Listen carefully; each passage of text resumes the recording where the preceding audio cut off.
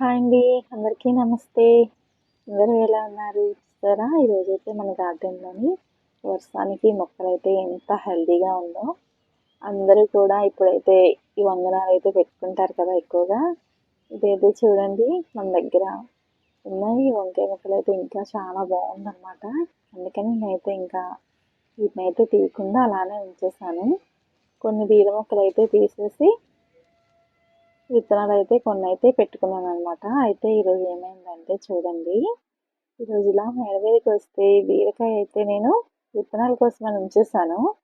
ఇదైతే నేను మర్చిపోయాను అనమాట ఇంకా కిందకి తీసుకువెళ్ళడం.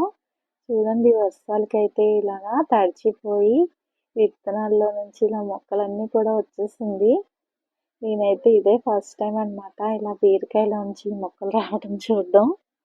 చూడండి ఎంత బాగా వచ్చేసిందో. ఇప్పుడు నేను ఇందులో అయితే కొన్ని మళ్ళీ మొక్కలైతే పెట్టుకుంటాను. ఆల్రెడీ కొన్ని అయితే పెట్టాను. కానీ వర్షాలు కంటిన్యూస్‌గా పడటం వల్ల ఏమైందంటే కొన్ని విత్తనాలు చిన్నవి కదా! మొలిచినవి కూడాను పాడైపోయి పడిపోయాయనమాట. ఇంక ఇవి ఉన్నాయి కదా! ఇవైతే నాటుకొని ఇంకా మిగిలినవి ఎవరికైనా ఇచ్చేస్తాను మరి. అన్ని విత్తనాలు మనమేం చేసుకుంటాం. ఇదిగోండి చూసారా మొక్కలైతే భలే వచ్చేసింది. నేనైతే ఇలా ఫస్ట్ టైం అనమాట చూస్తున్నాను. ఇలా బీరకాయని చీల్చుకొని మరీ వచ్చేసాయి విత్తనాలు బయటికి. భలే వచ్చేసాయి అనమాట మొక్కలైతే.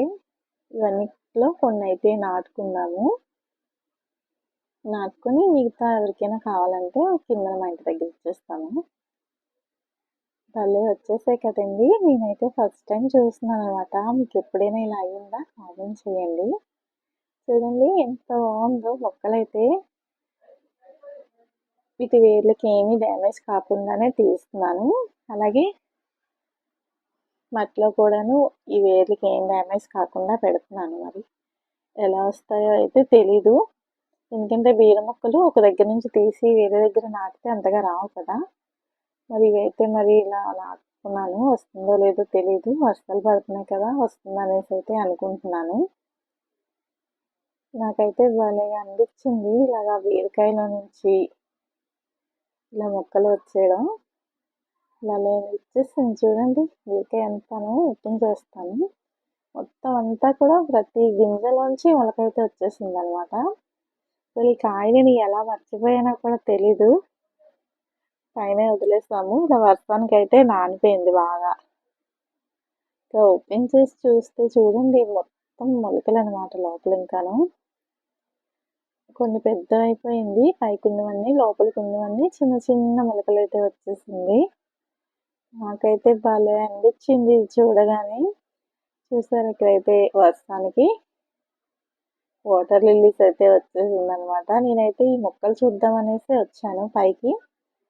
కానీ ఇలా మనకి బీరకాయ అయితే ఇలాగ చేసిందనమాట. చాలా వరకు వేసేసాను. ఇంకా చూసారా ఎలా వచ్చేసాయో విత్తనాల్లోంచి మొలకలైతే. ప్రతి దానికి కూడా చిన్నదైనా ఉందనమాట మొలక.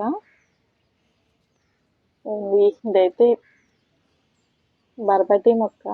ఇదైతే నేను వేయలేదనమాట. దీనంతలో అదే వచ్చేసింది.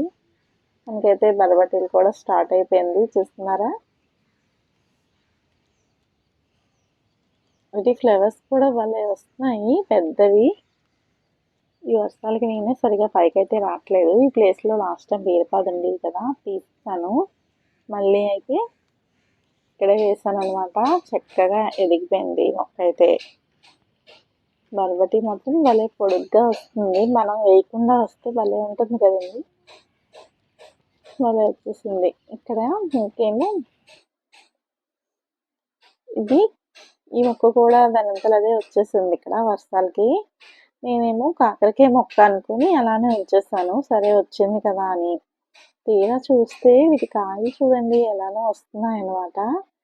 ఇదిగోండి నాకైతే అర్థం కాలేదు ఇది ఏంటా అనేది. మీకు ఎవరికైనా తెలిస్తే చెప్పండి. అసలు అర్థం కాలేదనమాట. చూడ్డానికైతే సేమ్ కాకర మొక్కలానే ఉంది. అదిగోండి కాయలు అయితే అలా వస్తుంది. ఎవరైనా చెప్తే ఇది ఏ మొక్కో ఉంచాలో తీసేయాలో అప్పుడు చూద్దాము. అలాగే ఈ మొక్క కోసం ఎవరికైనా తెలిస్తే తప్పకుండా కామెంట్ చేయండి. ఈ మధ్య అయితే వీడియోస్ అయితే చాలా లేట్ అయిపోతుందండి. ఇక నుంచి రెగ్యులర్‌గా పోస్ట్ చేయడానికి అయితే ట్రై చేస్తాను. ఇక ఈరోజు వీడియో అయితే ఇదేనండి. Thank you for watching.